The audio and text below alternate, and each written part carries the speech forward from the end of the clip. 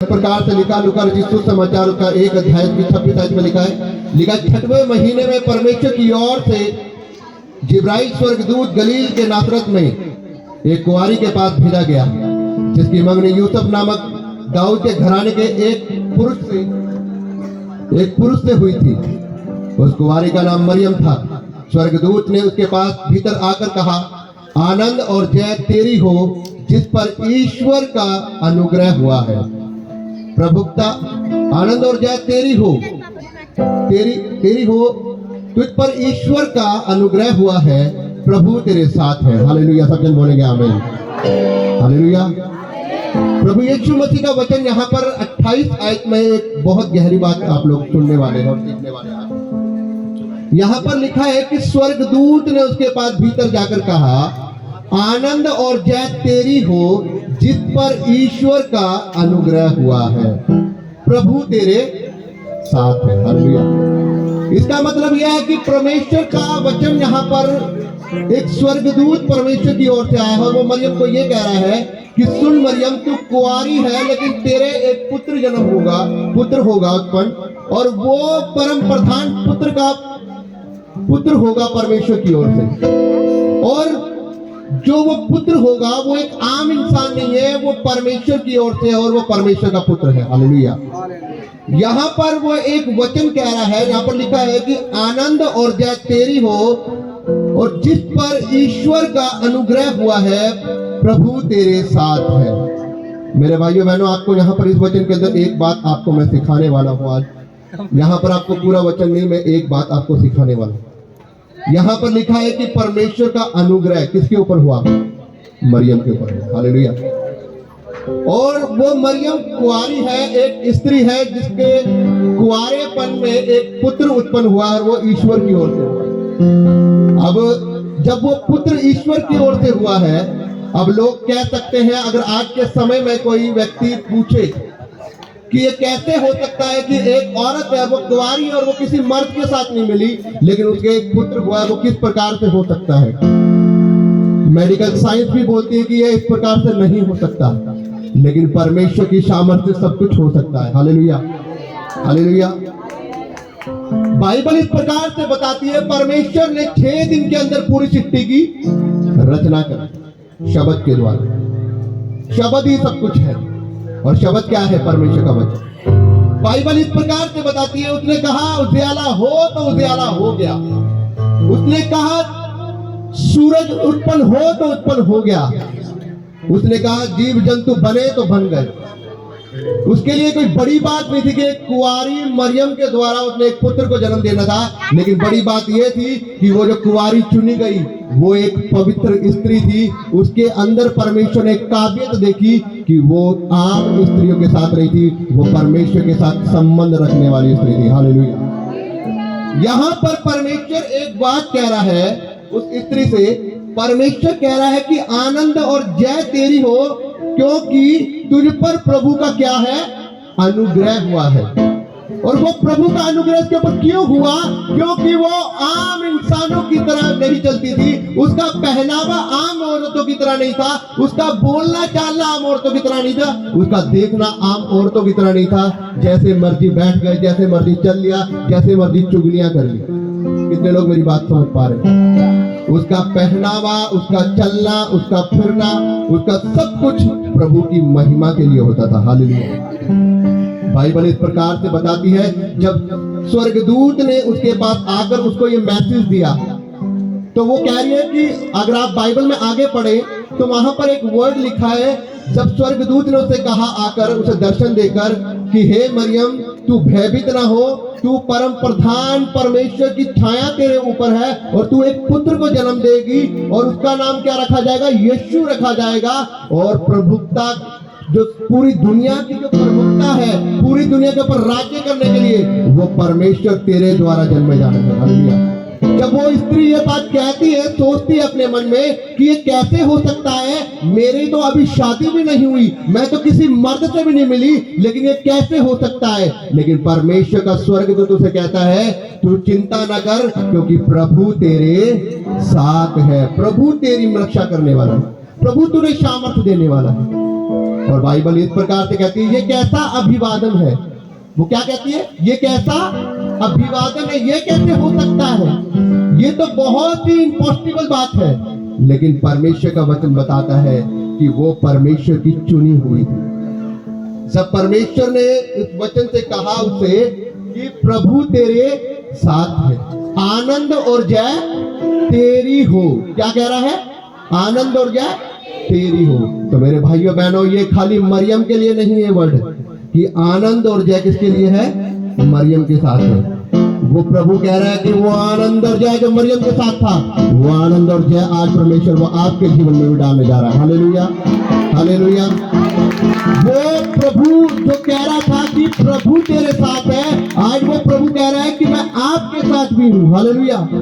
क्यों वो प्रभु हमारे साथ है? वो इसलिए हमारे साथ है क्योंकि आज अगर ये आप विश्वास करते हैं कि प्रभु यीशु मसीह दुनिया में मारा गया, गाड़ा गया, वो मेरे लिए जी उठा और वो मुर्दों में से तीसरे दिन बाद जी उठा और वो ही सर्वशक्तिमान परमेश्वर है। अगर आपका ये विश्वास है कि वो प्रभु यीशु मसीह आज मेरे जीवन में जन्म ले चुका है, तो परमेश्वर कह रहा है कि आनंद और जय तेरी है। Hallelujah, hallelujah. लेकिन आनंद और जय होगी कैसे? सबसे पहले बात यह हमें समझनी, मरियम के ऊपर क्यों परमेश्वर की छत्र छाया हुई?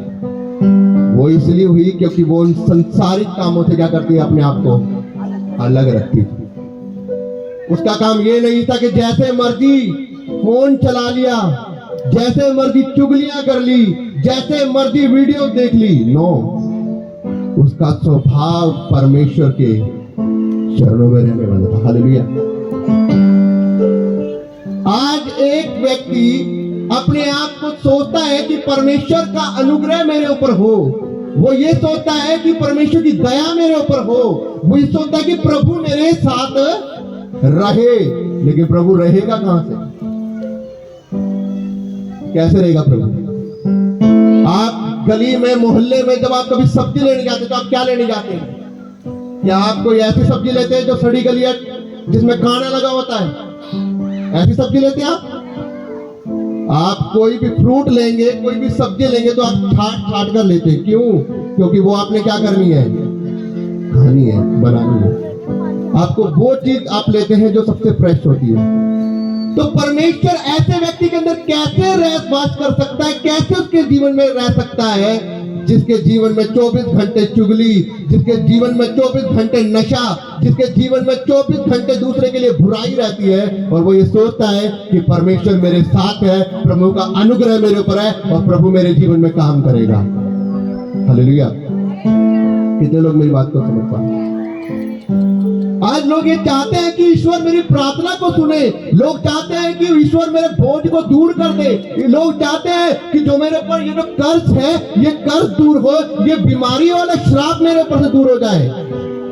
वो ये चाहते हैं, लेकिन वो ये नहीं चाहते कि मैं कम से कम अपना आधा घंटा परमेश्वर को दे दूं।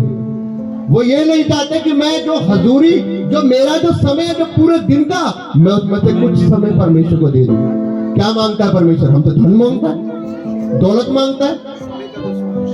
बाइबल इस प्रकार से बताती है कि हम ईश्वर को कुछ नहीं दे सकते। कुछ लोग परमेश्वर को धन देने की कोशिश करते हैं, कुछ लोग परमेश्वर को माला चढ़ाने की कोशिश करते हैं, कुछ लोग परमेश्वर को अगरबत्ती चढ़ाने की कोशिश करते हैं, कुछ लोग परमेश्वर को बांधने की कोशिश करते हैं, कुछ लोग तो दशवान चढ़ाते हैं, भेंटे चढ़ा देंगे मंदिर में, मस्जिदों में, हर जगहों पर, और उनको ये लगता है कि शायद ईश्वर ने ग्रहण कर लिया और वो ईश्वर प्रसन्न हो गया है। लेकिन नो, परमेश्वर इन सब चीजों को नहीं चाहता है।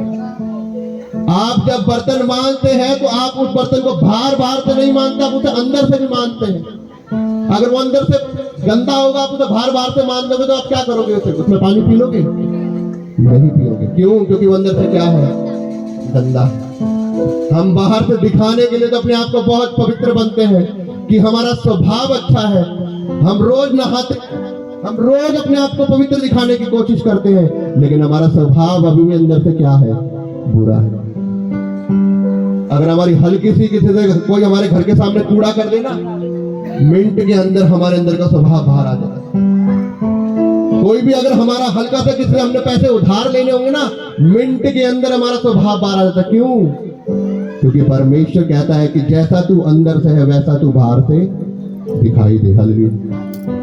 बाइबल का परमेश्वर कहता है तू मेरा क्या है, मंदिर है। हम परमेश्वर के क्या है? परमेश्वर हाथ के बनाए हुए मंदिर में नहीं रहता, परमेश्वर लकड़ों के बनाए हुए मंदिर में नहीं रहता, वो चार दीवारियों में नहीं रहता। मैं आपको रियलिटी बात बता रहा हूं, बाइबल में साफ एक वर्ड लिखा है, जहां 2 या 3 लोग इकट्ठा है वहां मैं मौजूद हूं। मैं आपको रियलिटी बात बता रहा हूं, जहां 2 या 3 लोग इकट्ठा है वहां पर परमेश्वर मौजूद होता है। वो कलीसिया होती है। कलीसिया ये 4 दीवारियां नहीं है। अगर आप इस चर्च को ढा भी देंगे जो हमारे चर्च है, अगर हम कहीं खुले में खड़े होकर 4 लोग प्रार्थना कर रहे होंगे, परमेश्वर वहां भी मौजूद है। हालेलुया। क्यों? क्योंकि बाइबल का परमेश्वर ये कहता है मैं हाथों के बनाए हुए मंदिर में नहीं, मैं तेरे अंदर वास करता हूं, क्योंकि तू मेरा क्या है, मंदिर है। हालेलुया।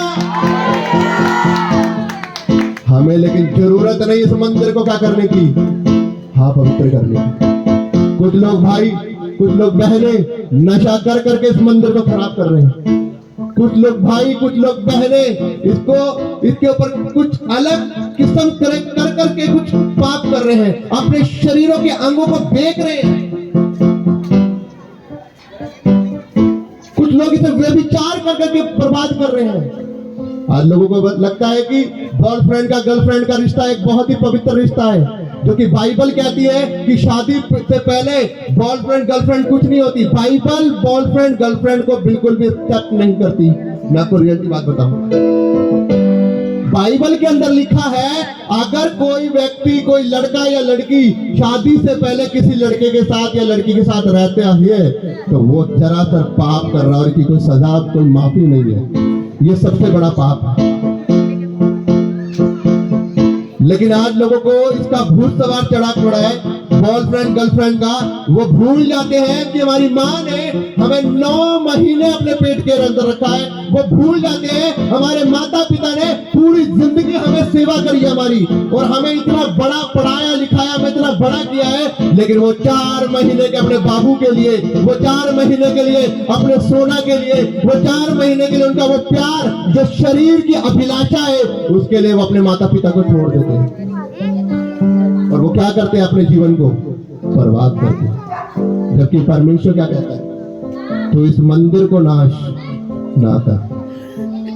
बाइबल में लिखा है कि बिछोना निष्कलंक और पवित्र रहे। समझ रहे हैं आप इसका बात? बिछोना निष्कलंक और पवित्र रहे, इसका मतलब समझते हैं आप लोग कि शादी से पहले कोई भी मर्द या कोई भी लड़की, उसका जो बिछोना है वो पवित्र रहे। पवित्र रहने का मतलब है कि वो उसका संबंध किसी भी लड़के या लड़की से ना बना हो, वो किसी के साथ उसने अपने जीवन को बर्बाद ना किया हो।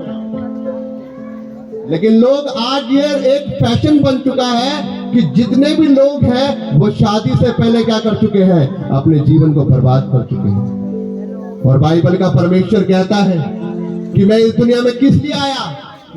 लिखा है दाऊद के नगर में आज क्या हुआ है, एक राजा पैदा हुआ जिसका नाम यीशु है, और वो इसलिए आया कि वो अपने लोगों का उनके पापों से क्या करे, उद्धार करे। इसका मतलब यह है कि पाप तो दुनिया भी करती है। बाइबल में लिखा कोई धर्मी नहीं, एक भी धर्मी नहीं, सबके सब पापी है। पूरी दुनिया में सब कोई पापी है, कोई भी धर्मी नहीं है।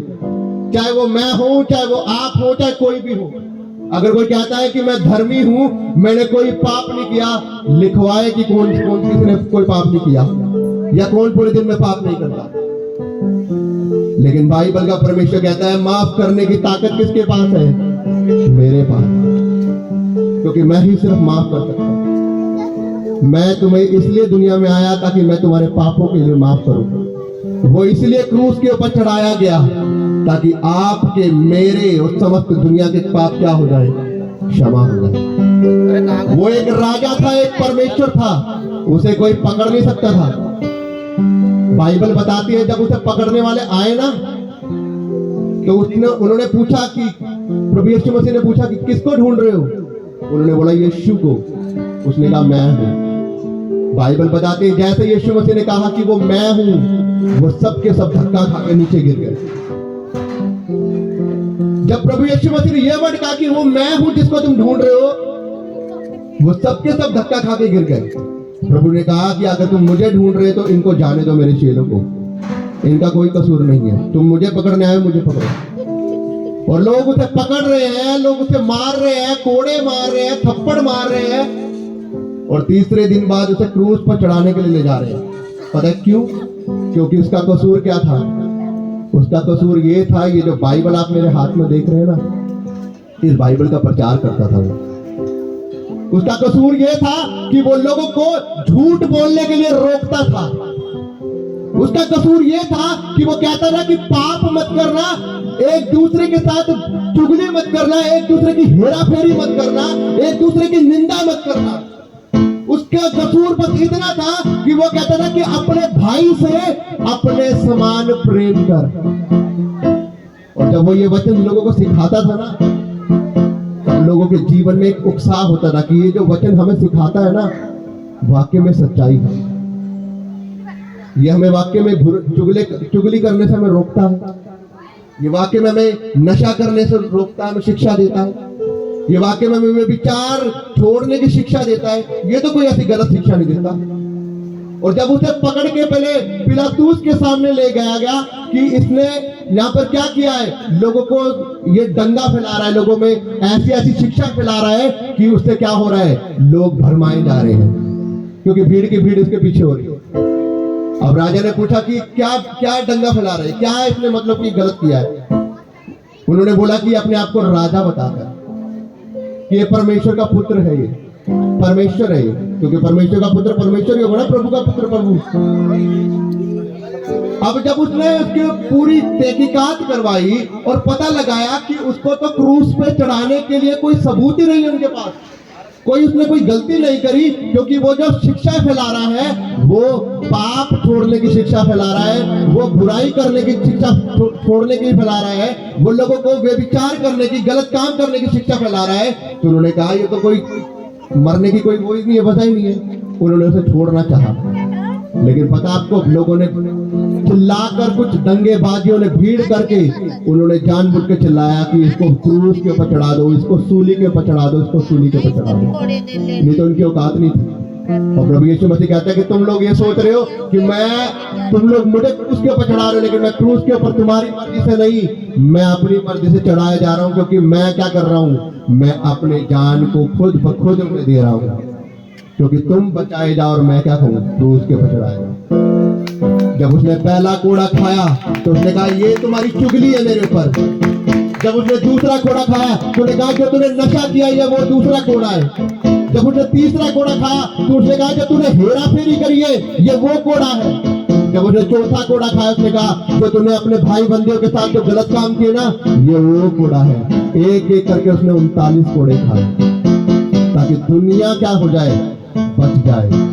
बाइबल में लिखा जो मुझ पर विश्वास करेगा वो नाश ना होगा, वो बचाया जाएगा। उसने कहा मैं मारा जाऊंगा तुम्हारे पापों के लिए, मैं गाड़ा जाऊंगा और तीसरे दिन मुर्दों में से जी उठूंगा। बाइबल बताते वो तीसरे दिन बाद मुर्दों में से जी उठा था। आज तक कोई ऐसा व्यक्ति नहीं जिसकी कब्र खाली हो, लेकिन बाइबल बताती है, साइंस बताती है कि यीशु मसीह एक ऐसा परमेश्वर है जिसकी कब्र आज भी खाली पड़ी हुई है। Hallelujah, hallelujah. साइंस तक फेल हो गई है उसको कब्र में देखने के लिए कि उसकी कोई हड्डी नहीं पड़ी, लेकिन जो उसको कपड़े लपेटे गए थे वो कपड़े वहीं पड़े हैं, लेकिन उस कब्र के अंदर कोई नहीं मिला। हालेलुया। और जिस प्रकार उसने कहा था कि मैं तीसरे दिन बाद जी उठूंगा, वो तीसरे दिन बाद ही जी उठा था। हालेलुया। बाइबल बताती है उसके चेले थे, उसके 12 चेलों को वो एक एक करके तीसरे दिन बाद मुर्दों में से जी उठकर 40 दिन तक उनको बाइबल की शिक्षाएं बांटता रहा है उनको। और उसने अपने चेलों को कहा कि यरूशलेम को ना छोड़ना, परंतु परमेश्वर की प्रतिज्ञा के पूरे होने की बाट जोते रहना, कि पवित्र आत्मा तुम पर आएगा और तुम सामर्थ पाओगे और तुम पृथ्वी की छोर तक, कोने कोने तक क्या करोगे, मेरे गवाह बन जाओगे, मेरी गवाही फैलाओगे, मेरे वचन को फैलाओगे। और आज वो ही गवाही, आज मैं खुदा का दास बहुत सारे खुदा के दास, बहुत सारे पास्टर, बहुत सारे पाकमन आज उसी वचन को लोगों में फैलाते हैं। लेकिन लोग जब भी ये कहते थे ये लोगों को भरमाता है, ये लोगों में दंगा पैदा करता है, और आज भी लोग ये कहते हैं कि ये तो क्रिश्चियन बनाते हैं, ये तो ईसाई बनाते हैं, ये तो लोगों का धर्म परिवर्तन करते हैं। लेकिन मैं आप लोगों से पूछना चाहता हूं कि मैं आपके सामने यहाँ पर खड़ा हूं, ऐसा कौन सा मैंने प्रचार किया कि मैंने आप लोगों का धर्म परिवर्तन किया? ऐसा कौन सा व्यक्ति है जो हमारी चर्च के अंदर आता है, कोई भी जन्म से क्रिश्चियन नहीं, सब के सब अन्य जाति हैं, किसका मैंने धर्म चेंज करेगा? जिस प्रकार से लोग कहते हैं ना कि एलियन है, एलियन है, एलियन है, और वो आज तक दिखे नहीं, उसी प्रकार से लोग कहते हैं कि धर्म चेंज करते हैं, धर्म चेंज करते हैं, धर्म चेंज करते हैं, लेकिन आज तक ना कोई पकड़ पाया है और ना कोई पकड़ पाएगा। क्यों? क्योंकि इसका कोई सबूत ही नहीं है। हालेलुया, हालेलुया, जोर से बोलो हालेलुया। एलियन को भी ढूंढते रह जाओगे और धर्म परिवर्तन करने वाले को भी ढूंढते रह जाओगे, क्योंकि लोगों के अंदर इतनी कॉमन सेंस होनी चाहिए कि धर्म परिवर्तन कागज कार्रवाई से होता है। और लो हमें इस बात की पूरी हमें इजाजत देती है कि हर एक बंदा अपने धर्म को जिधर चाहे उधर बदल सकता है। लेकिन हमारे प्रभु यीशु मसीह का कहना है, मैं धर्म परिवर्तन कराने नहीं, मैं जीवन परिवर्तन कराने आया हूं। हालेलुया, मैं लोगों को नशे से आजाद कराने आया हूं, मैं मुर्दों को बचाने आया हूं, मैं पापी के पाप को माफ करने आया हूं, ताकि उसका जीवन स्वर्ग के राज्य के लिए तैयार हो जाए। हालेलुया। बाइबल में लिखा, अगर जो मेरी शिक्षा सुनता है और उन्हें मानता है वो कभी ना मरेगा, परंतु वो स्वर्ग के राज्य का हकदारी हो जाएगा। हालेलुया। मेरे भाइयों, और आज वही प्रभु यीशु बाइबल बताती है कि दाऊद के नगर में पैदा हुआ। आपको पता है, एक छोटी सी बात बताना चाहता हूं, जिस रात वो पैदा होना था, उस रात जो उस समय का जो राजा था, उसको पता लगा कि प्रभु यीशु मसीह पैदा होने वाला है और वो अपने लोगों का पापों से उद्धार करेगा और वो राजा बनेगा। अब उसको पता लगा कि वो राजा बनेगा, तो उसने सोचा कि मैं बच्चे को पहले ही खत्म करवा दूं। क्यों? क्योंकि उसको पता था कि उसका राज्य का अंत हो जाएगा। उसी प्रकार से आज अंधकार के साम्राज्य को पता है कि अगर प्रभु यीशु मसीह का वचन लोगों के जीवन में आ गया तो उसका साम्राज्य खत्म हो जाएगा। हालेलुया। और अंधकार के साम्राज्य को पता क्या है? हर एक बंदे के अंदर का पाप। इस दुनिया में दो चीज है, या तो ज्योति है या तो अंधकार। अंधकार में पाप, ज्योति में उजियाला, पवित्रता।